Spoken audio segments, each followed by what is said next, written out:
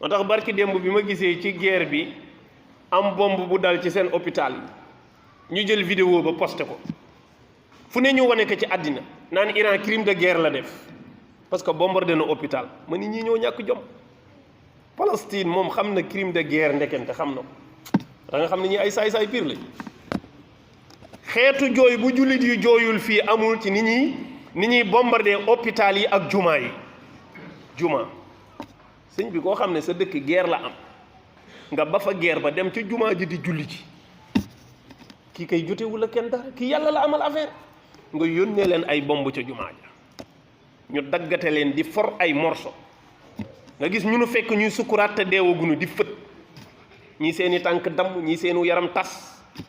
ci juma hôpital ay xale ki ay malade nga yónnee fay bomb bëf yépp di daal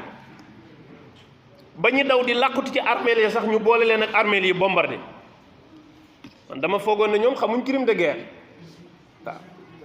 18 hôpital lañ bombardé 18 hôpital te ñoom hôpital bi bomb bi dal xam nañ li tax ñu def ko parce que dañ fa def arme dañuy bëgg di nëbb yenn base yi nga xam ne ay armes yu garaaw lañ fay def ñu jël hôpital def ci kaw def ko ci suuf nga xam ne hôpital kenn waru ko bombardé su gaa yi visé ba xam ne looloo fa nekk ñu jot li ko foofu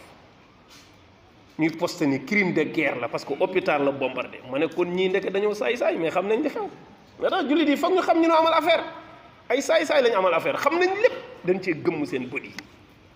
mais ku mën a xool Iran li mu daje kii nga ni crime de guerre am na te gis li tracé bi Palestine jaar nga xam ne nit ñi dañoo jooy ba amatuñu ndoxu bët ndeke ñoom xam ne ne yooyu ci crime de guerre la bokk te kenn musul jéem a jàpp loxo dëgg la nag da nga gis ay solidarité jullit yu bare jullit yi seen ngëm wér yëpp ñi ngi jàppale Iran ñaap ñi ngi jàppale